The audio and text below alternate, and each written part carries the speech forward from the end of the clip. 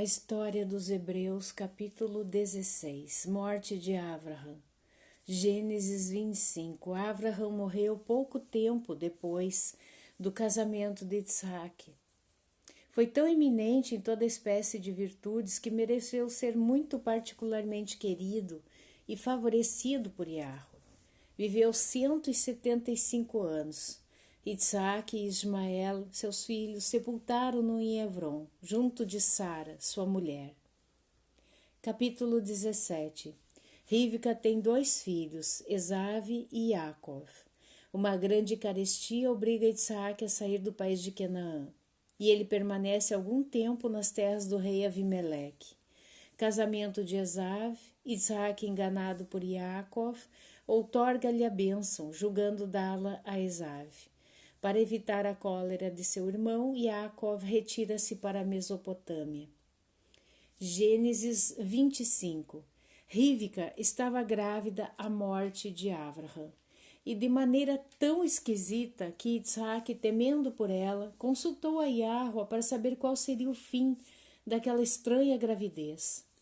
Yahweh respondeu-lhe que ela teria 2 filhos, dos quais sairiam 2 povos, que teriam deles os nomes e a origem. O mais novo, porém, seria o mais poderoso. Viu-se pouco tempo depois o efeito dessa predição. Rivca teve gêmeos, sendo o mais velho todo coberto de pelos, e o mais novo segurava-lhe o calcanhar quando vieram à luz. O mais velho chamou-se Esave, por causa dos pelos que apresentava ao nascer, e Isaac tinha por ele afeto particular. O mais novo foi chamado Yaakov, e Rivca amava-o muito mais que ao primogênito. Gênesis 26. O país de Canaã foi nesse mesmo tempo flagelado por uma carestia extraordinária. No Egito, entretanto, reinava a abundância. Isaac resolveu ir para lá, mas Yahweh lhe ordenou que parasse em Gerar. Como havia grande amizade entre o rei Avimeleque e Avraham, o monarca mostrou-lhe de início muito boa vontade. Mas quando viu que Yahweh o favorecia em todas as coisas, começou a sentir inveja e obrigou-o a se retirar. Isaac foi então para um lugar de nome Fará, isto é, um vale muito próximo de Gerar, e aí quis cavar um poço, mas os pastores de Avimeleque vieram armados para impedi-lo. Como ele não era de índole inclinada a brigas, deixou-lhes o lugar e permitiu que se gabassem de tê-lo obrigado pela força a se retirar, embora ele o tivesse feito voluntariamente. Começou em seguida a cavar outro poço, e outros pastores também impediram que ele o terminasse. Vendo-se obstaculizado dessa maneira, resolveu com muita prudência esperar um tempo mais favorável, e este chegou bem depressa. Com permissão de Avimeleque, cavou um poço, ao qual chamou Rehoboth, isto é, grande e espaçoso. Quanto aos 2 outros que havia começado, um chamou-se Eseque, isto é, disputado, e o outro Sitna, isto é, inimizade.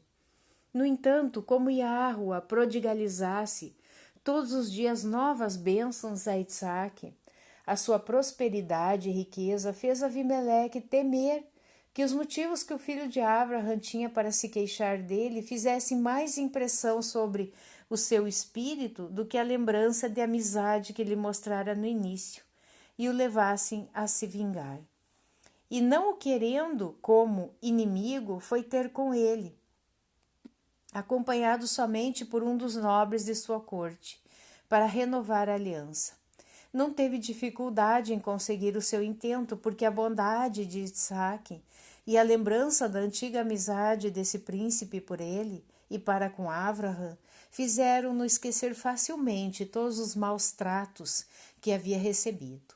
Esave, na idade de 40 anos, desposou Adá, filha de Elon, e Oholibamá, filha de Zibeon, ambos príncipes dos cananeus.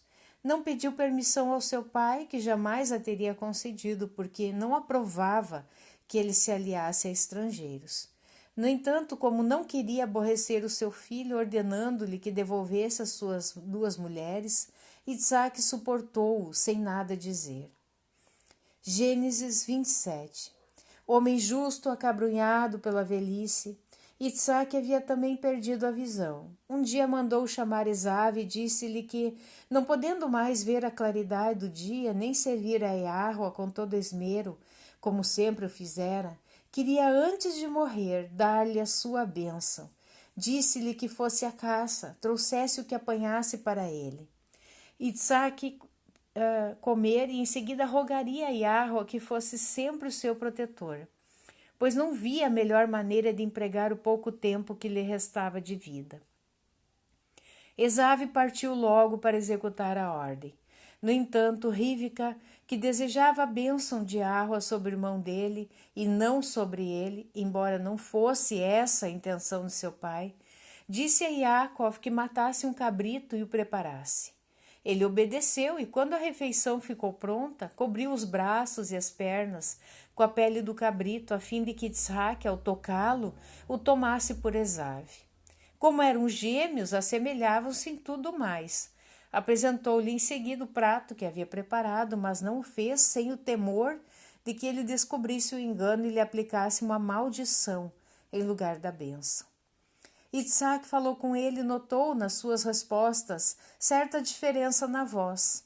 Iacov então aproximou o braço e Itsaque, depois de havê-lo tocado, disse-lhe: Vossa voz, meu filho, parece-me a de Iacov, mas este pelo que sinto em vosso braço me faz crer que sois Esaú. E assim, não tendo mais dúvida alguma, comeu e fez depois a sua oração, deste modo: Iahua eterno, do qual todas as criaturas recebem o ser, cumulastes o meu Pai de benefícios. Devo-vos tudo o que tenho e prometestes tornar a minha posteridade mais feliz ainda. Confirmai, Iahua, com os fatos, a verdade de vossas palavras e não desprezeis a fraqueza em que me encontro, pois ela me faz ter ainda mais necessidade da vossa assistência. Sede, por favor, o protetor deste filho que vos ofereço. Preservai-o de todos os perigos, fazei-o passar uma vida tranquila, derramai sobre ele a mancheias os bens de que sois possuidor.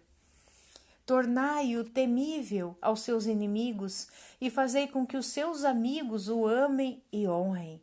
Apenas Itsaque havia terminado essa oração. Aparece-lhe Esaú, em favor do qual julgava tê-la feito voltando da caça. Reconheceu então o seu erro e confessou-o, sem se perturbar. Esaú rogou-lhe que fizesse por ele ao menos a mesma oração que havia feito por seu irmão. Itsaque respondeu-lhe que não o podia, porque fizera em favor de Jacó tudo o que dependia dele. Esaú, abatido pela dor de ver-se enganado, não pôde reter as lágrimas. O pai ficou tão comovido que lhe deu outra bênção, dizendo que ele e seus descendentes seriam peritos na caça, na ciência da guerra e em todas as ações em que se exige força e coragem, mas seriam, entretanto, inferiores a Iacov e sua posteridade. Rivca, para salvar Iacov do perigo que o ressentimento do irmão a fazia temer, persuadiu Itsaque a mandá-lo à Mesopotâmia para casar-se com uma mulher de sua raça.